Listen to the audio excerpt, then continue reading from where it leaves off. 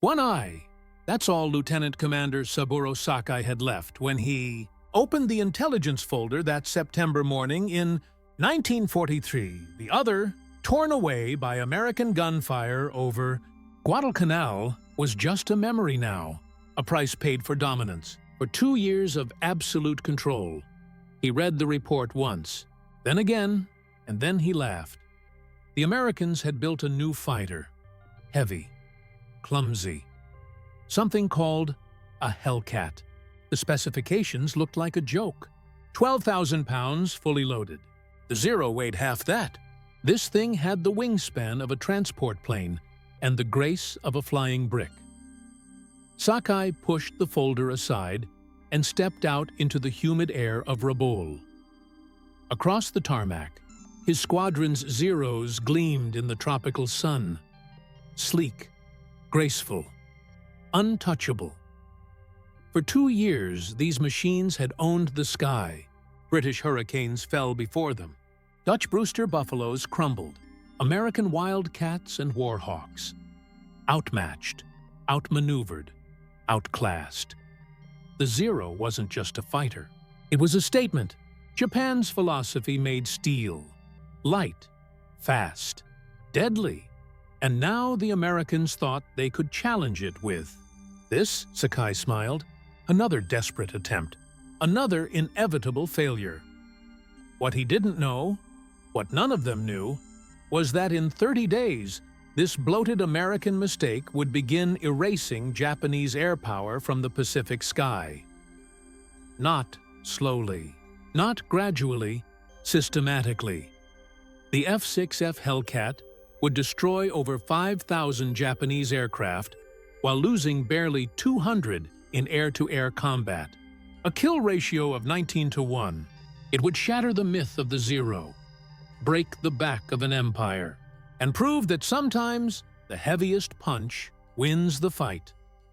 The mathematics were about to shift, and when they did, the laughter would die in every Japanese pilot's throat, because the Hellcat wasn't designed to dance with the Zero. It was designed to kill it. September 1943, the confidence radiating from Japanese naval air. Stations wasn't arrogance, it was earned. Since Pearl Harbor, the numbers told an impossible story. At Hawaii, 29 aircraft lost while destroying 347. In the Philippines, 7 planes down against 103 kills. Over Darwin, 2 losses versus 30. The British Far East Fleet, annihilated. The Dutch East Indies Air Force, erased in days. Every engagement proved the same brutal truth. The Zero was untouchable. When American engineers finally got their hands on a captured Zero in 1942, they ran the performance tests 3 times. They thought their instruments were broken. A fighter with bomber range, biplane maneuverability, firepower that shredded everything it caught. It seemed to violate the laws of physics. Warrant Officer Hiroyoshi Nishizawa, who would become Japan's deadliest ace with 87 confirmed kills, described flying the Zero in his diary. His words were almost poetic. The Zero doesn't fly. It floats on thought. American planes are trucks. Powerful, sure, but clumsy. They build fighters the way they build cars. Heavy, overbuilt, wasteful. He was right about the philosophy. The Zero was stripped to its essence. Every ounce sacrificed for performance. The frame, built from a classified aluminum alloy called extra super duralumin, was 30% lighter than anything America could produce. No armor plate. No self-sealing fuel tanks. Sometimes even the radio was pulled out to save 30 pounds. It was samurai thinking applied to engineering. Perfection through elimination. Victory through purity. And for 2 years, it worked. Early 1943, the first intelligence reports on the F6F Hellcat filtered through neutral Swedish sources.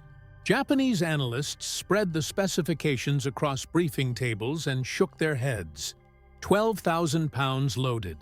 The The Zero weighed 5,800, a massive radial engine jutting from the nose like a clenched fist.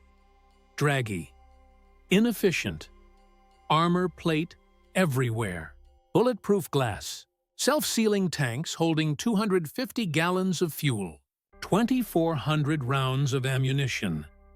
It looked like someone had tried to build a fighter and accidentally created a flying tank. Captain Minoru Genda, the tactical genius who'd planned. Pearl Harbor reviewed the data at Combined Fleet Headquarters. His analysis was preserved in Japan's defense archives. The Americans have learned nothing. This Hellcat continues their failed philosophy. Attempting to overcome skill with weight, a Zero will fly circles around it. The math supported him. Wing loading told the story. The Zero's light frame and wide wings gave it a turning radius of 612 feet. The Hellcat's numbers suggested over 900. In a turning fight, the foundation of Japanese tactics, the Hellcat would be helpless. A lumbering target waiting to be destroyed. But the Americans weren't planning to turn. September 30th, 1943. Marcus Island. Petty Officer First Class Yoshio Fukui spotted them climbing from the southeast. 6 dark shapes rising through scattered clouds. His first thought, bombers. Maybe B-25s off course. Then they turned. Single engine, massive fuselage, wings that looked too small for that body. Recognition hit like cold water. The new American fighter, the Hellcat Fukui, rolled into his attack. Standard procedure, use the Zero's turn rate. Get on the tail, fire, kill. He dove, pulling into a hard turn. The Hellcat should have continued straight, should have tried to run, should have given Fukui the angle he needed. Instead, it went vertical. The Pratt & Whitney engine, 2,000 horsepower, 700 more than the Zero's power plant, clawed the Hellcat upward at 3,500 feet per minute. Fukui followed, but his airspeed bled away. The Zero fought gravity, struggled, strained. At 15,000 feet, the Hellcat did something that defied everything Fukui understood about heavy aircraft. A hammerhead turn, pivoting on its nose, dropping straight onto Fukui's tail. 6 guns opened up at 400 meters. Not 4 guns, 6. The volume of fire was biblical. 17 hits in 3 seconds. Holes punched through the Zero's thin skin. Fuel misting in the slipstream. Fukui threw the Zero into a spin, tumbling, barely controlled. The only escape? He made it back to Marcus Island. Wings shredded, fuselage perforated. Fuel gauge showing empty. His wingman didn't make it back at all.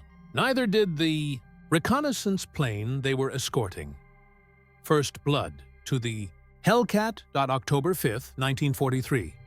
Wake Island Lieutenant Yoshio. Shiga led 12 Zeros up to intercept another American raid. Hit-and-run attacks. The usual pattern. The Americans would strike and flee before Japanese fighters could fully engage. But this time felt different. Shiga's formation climbed to 20,000 feet. Below them, 12 Hellcats in tight divisions. Perfect targets. Altitude advantage. Position. Surprise. Victory was guaranteed. Shiga rolled into his attack. The Zeros dove, building speed. Guns aligned.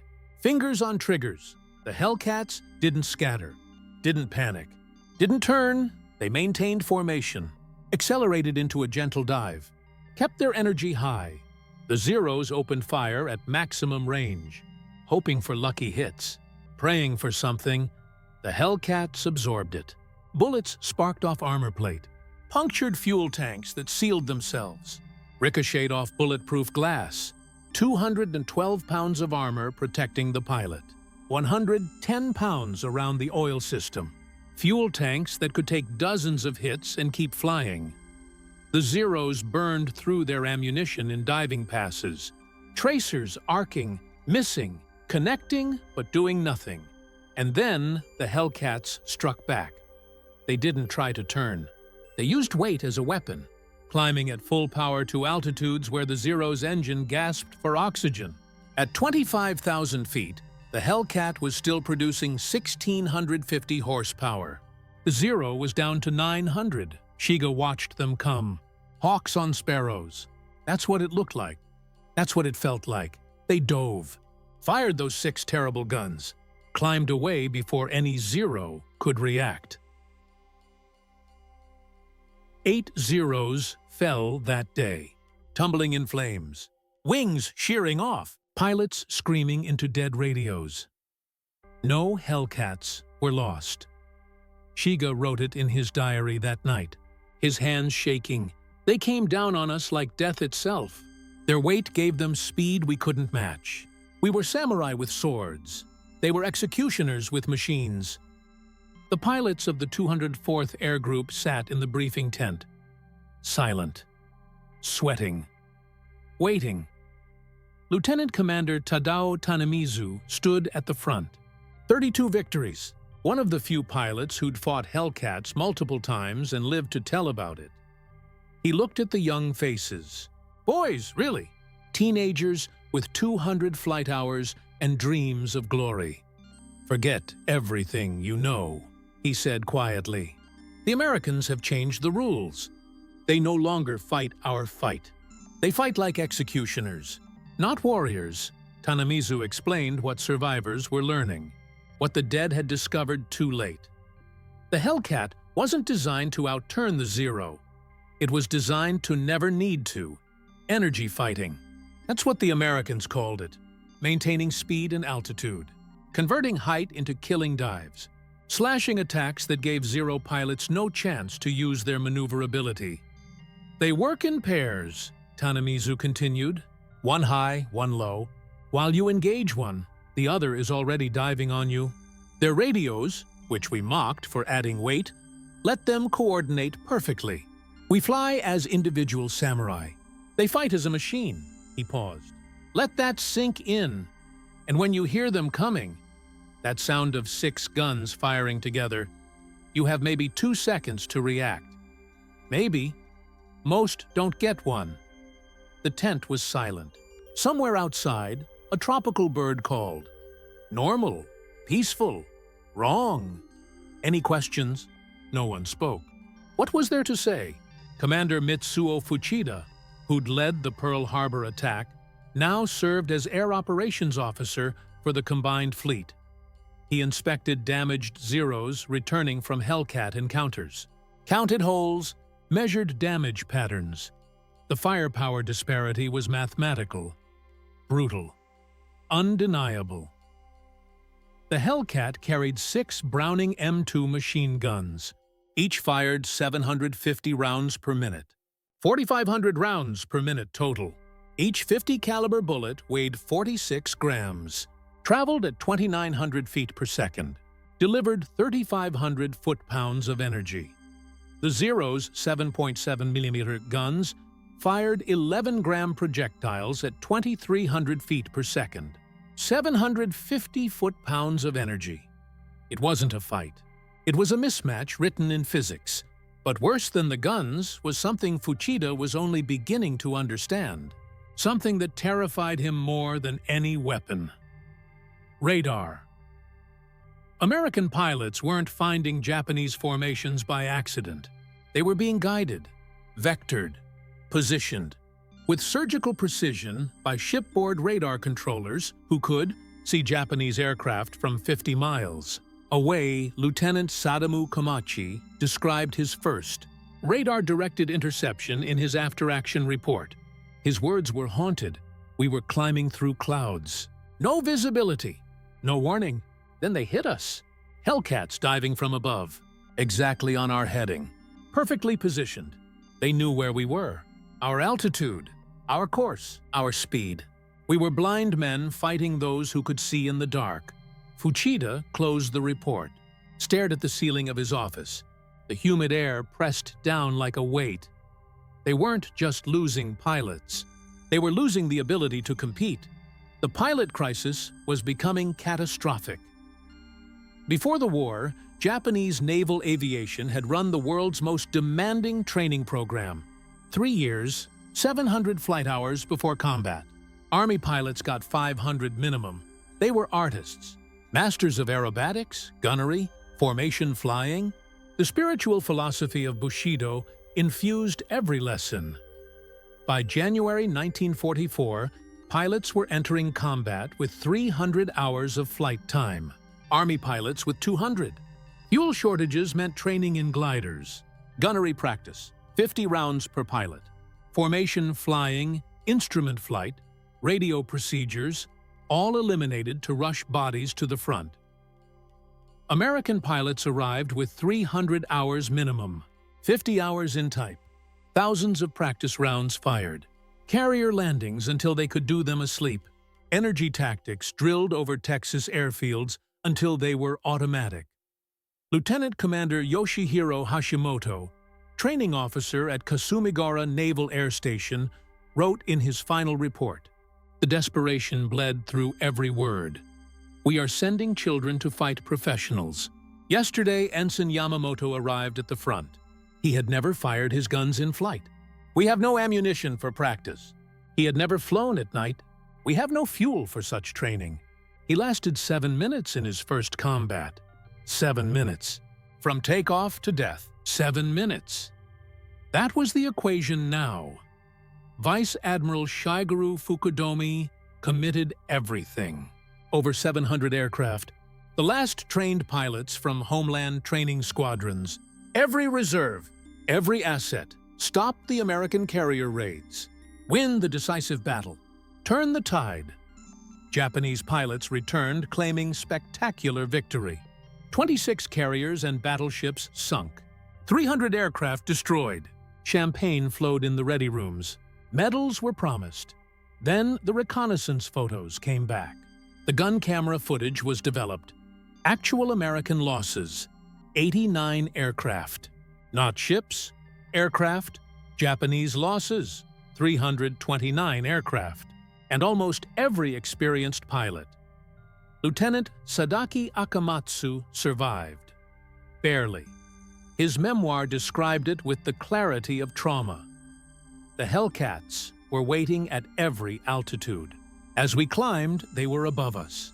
As we dove, they were below. They had divided the sky into grids, each section covered by a division. It was not combat. It was systematic extermination. We were cattle in a slaughterhouse. They were butchers with unlimited ammunition. The confident young men who'd flown out that morning didn't come back. The ones who returned were different. Older, quieter, broken. They'd seen the future, and it wore American stars. Operation Ego, the decisive battle. Japan's reconstituted carrier force, 9 carriers, 450 aircraft, would destroy American naval power in one crushing blow. Admiral Jisaburo Ozawa believed. He had to believe. The alternative was unthinkable. Against him, Task Force 58, 15 carriers, 956 aircraft, 450 of them F6F Hellcats. Ozawa launched his first wave at overweight 30, 69 aircraft, fighters, bombers, torpedo planes. The cream of what remained. American radar detected them at 150 miles. Calm voices on the fleet radio net. Coordinates called out. Hellcats vectored for interception with perfect positioning, altitude advantage. Sun at their backs. Approaching from Japanese blind spots. Lieutenant Zenji Abe led the fighter escort. He saw the Hellcats minutes before engagement. His radio call was almost calm. They're stacked from 20,000 to 30,000 feet, at least 60 of them, waiting like a steel curtain. We're at 18,000. Every advantage is theirs, he knew. They all knew. The engagement lasted 12 minutes. 42 Japanese aircraft were shot down. 42. Commander David McCampbell, CAG of Air Group 15, shot down 7 aircraft that day. His wingman, Lieutenant Roy Rushing, got 6. McCampbell's report was clinical, matter of fact. The Zeros tried to turn with us. We refused. High side run. Shoot one down. Zoom climb back to altitude. They'd try to follow. Stall out! Another Hellcat would pick them off. Simple, efficient, deadly. By day's end, Japan had lost 346 carrier aircraft, plus 50 land-based planes, 400 aircraft, gone. American losses, 30 aircraft from all causes. Not just Hellcats, all aircraft, all causes. American pilots coined a term that evening, sitting in their ready rooms, cleaning their guns, smoking cigarettes. Turkey shoot. The Japanese aircraft had been as helpless as game birds. Commander David McCampbell would set a record that day, one that still stands. Leading 7 Hellcats from USS Essex, he intercepted 60 Japanese aircraft heading for the American fleet. 60 planes, 7 Hellcats. The math should have been impossible. For 90 minutes, McCampbell and his tiny formation turned the sky into a killing field. 9 aircraft fell to his guns, 5 Zeros, 4 bombers. Roy Rushing got 6 more. I ran out of ammunition after the 9th kill, McCampbell recorded. The Hellcat performed flawlessly throughout. Not a single hit on my aircraft despite being outnumbered 8-1. 7 Hellcats had routed 60 Japanese aircraft, destroyed 15 without loss. For this and his earlier victories, McCampbell would receive the Medal of Honor and Navy Cross. America's ace of aces. 34 confirmed kills. But the real story wasn't McCampbell's skill. It was the Hellcat itself, the system, the machine that let a handful of pilots dominate dozens. Complete reversal of air superiority. Not gradual, not close, total. The aftermath of Philippine Sea and Leyte Gulf produced what Japanese military psychologists later termed Hellcat psychosis. Surviving pilots refused to fly, broke down in ready rooms, wept openly. Some just walked away from their aircraft and kept walking. Admiral Ozawa's after-action report was devastatingly honest. The enemy's radar-guided fighter direction achieved something we thought impossible. The industrialization of air combat. Each Hellcat is not an individual fighter, but a component in a vast machine. Our pilots, no matter how skilled, are engaging not planes, but a system. A system. That was the word that broke them. You couldn't outfight a system. You couldn't outbrave it. You couldn't beat it with spirit or courage or samurai philosophy. You could only die against it. The pilot shortage became catastrophic. By early 1945, naval pilots received 40 to 50 hours of training total. Army pilots, 60 to 70 hours. Kamikaze pilots, 40 to 50 hours. 7 days of flight training, then death. 7 days from civilian to suicide weapon. That's what Japanese aviation had become. Operation Iceberg. Japan's last desperate gamble. 1,900 kamikaze sorties against the American fleet. The Hellcat's role shifted. No longer just a fighter, now a defender. A shield against the desperation of suicide attacks. Lieutenant Eugene Valencia led his Flying Circus Division through the campaign. 23 kills. His tactical innovations made traditional Japanese tactics literally suicidal. We developed what we called the mowing machine, Valencia explained. 4 Hellcats in line abreast, separated by 100 yards. We'd sweep through Japanese formations at high speed. Each pilot covered his sector. 1 pass. Climb back, repeat. Industrial killing. Assembly line death. The Okinawa numbers were stark. Hellcats flew 38,038 combat sorties, claimed 2,351 victories, lost 249 aircraft, a 9.5-to-1 ratio. More significantly, they prevented 80% of kamikaze aircraft from reaching their targets. 80%. Shot down before they could complete their suicide mission. Even death wasn't certain anymore. By 1945, the technology gap had become unbridgeable. The F6F Hellcat incorporated improvements that made it even deadlier. Water injection, boosting power to 2,200 horsepower. Zero-length rocket launchers, improved armor, the K-14 computing gun sight that calculated deflection automatically. Point, shoot, kill. The computer did the math, Lieutenant Commander. Saburo Sakai, Japan's legendary ace, encountered Hellcats for the first time in June 1944. Despite his skill and experience, despite his victories and reputation, he nearly died in his first engagement. His autobiography described it with brutal honesty. "I performed my best aerobatics, loops, rolls, splits, every maneuver I'd perfected over 200 combats.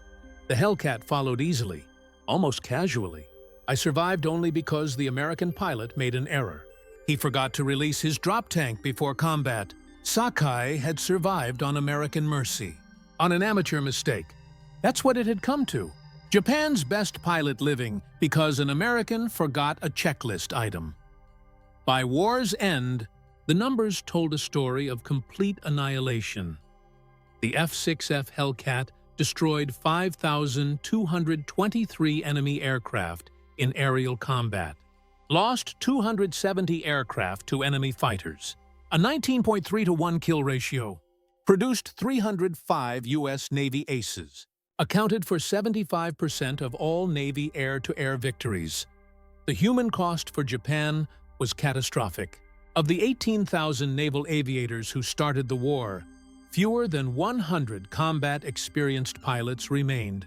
By August 1945, 100 out of 18,000. The rest were dead, or broken, or boys with 40 hours of training waiting to die. The kamikaze program represented the ultimate admission of Hellcat superiority. Unable to compete conventionally, Japan turned its pilots into guided missiles. Vice Admiral Takejiro Onishi, father of the kamikaze program, justified it with stark mathematics. If a Zero attacks a carrier conventionally, probability of success is near zero. The Hellcats will destroy it. If the Zero becomes a bomb, probability of hitting increases to 30%. The pilot dies either way. At least as a kamikaze, his death has meaning. On October 25, 1944, Hiroyoshi Nishizawa, Japan's ace of aces, escorted the first official kamikaze mission. He claimed his 86th and 87th victories that day. 2 F6F Hellcats. The next day, October 26, 1944, Nishizawa died as a passenger aboard a transport, shot down by Hellcats from VF-14, Japan's greatest ace. Helpless without a fighter, fell to the very aircraft he'd briefly bested. The irony wasn't lost on anyone. Emperor Hirohito's surrender broadcast crackled through loudspeakers at Atsugi Airfield. Captain Minoru Genda, who'd dismissed the Hellcat as bloated failure, listened to words he never thought he'd hear. Unconditional surrender. End of hostilities. Lay down your arms. Around him sat the remnants of Japanese naval aviation. Teenage pilots with 40 hours of flight time. Aircraft cobbled together from spare parts. Empty fuel tanks. No ammunition. That same day, Ensign Clarence Moore of VF-31, flying from USS Below, Wood shot down a Yokosuka D-4Y Judy dive bomber after 2 hours p.m., the last aerial victory of World War II. The Japanese pilot, apparently unaware of the surrender, was approaching the American fleet. Moore intercepted him. 2 short bursts from 6 guns. The Pacific Air War ended with Hellcat guns firing, just like it had begun. The first American aircraft to land after surrender were 12 F6F Hellcats from USS Yorktown. Japanese pilots, mechanics, and ground crew lined the runway, silent, watching their tormentor up close for the first time. The machine that had destroyed them. American pilot Lieutenant Robert Vowes, 19 victories, demonstrated the Hellcat's capabilities. Casual aerobatics, loops, and rolls that would have torn a Zero apart. The Japanese pilots watched in silence. Through an interpreter, Vows told them something that broke whatever pride remained. You have to understand. This isn't even pushing it. In combat with water injection, it's 20% more powerful. The plane is stressed for 13 Gs. I've never managed to break one. 13 Gs. The Zero fell apart at 7. It wasn't even a competition. Japanese engineers studying captured. Hellcats after the war discovered the true extent of American industrial superiority. The I.B. Hoor Pratt & Whitney R2800 engine contained 2,844 precision-machined parts, each interchangeable with any other R2800 engine. Pull one from a crashed plane, bolt it into another. Perfect fit, every time. The Nakajima Sakai required hand-fitting of components. No two engines were exactly alike, each one unique, each one custom, each one a masterpiece of craftsmanship and a nightmare of logistics. Professor Jiro Horikoshi, designer of the Zero, studied the Hellcat extensively after the war. His conclusion was devastating. We designed an aircraft for 1941. They designed an aircraft system for 1945. While we were perfecting the sword, they were building the industrial age. Grumman's production of the Hellcat became a weapon itself.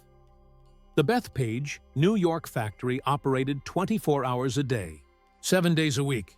At peak production, a new Hellcat rolled off the assembly line every 60 minutes. 1 per hour, every hour, forever. 12,275 Hellcats in 30 months. A feat Japan couldn't comprehend.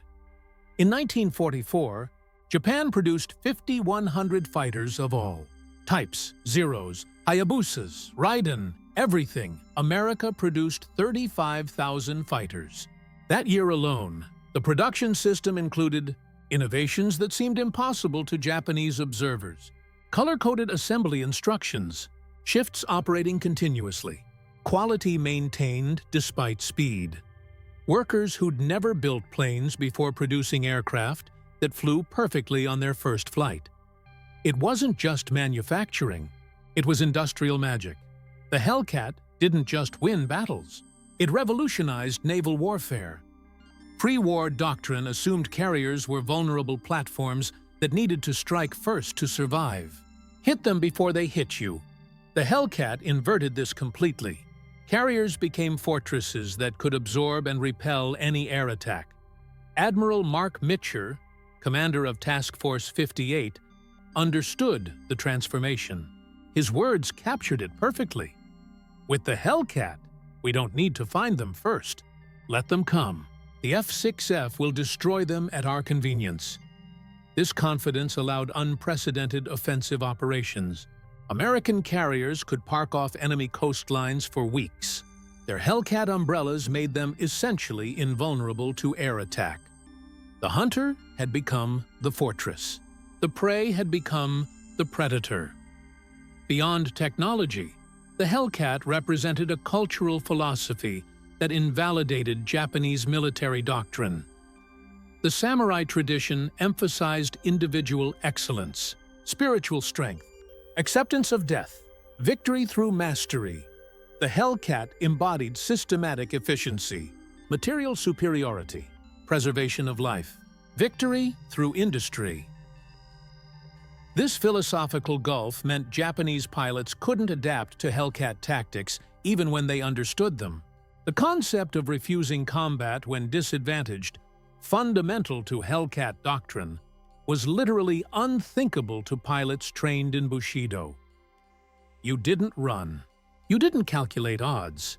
You fought. You died if necessary. But you fought. The Americans calculated, positioned, waited for advantage, struck when certain. It wasn't cowardice. It was mathematics.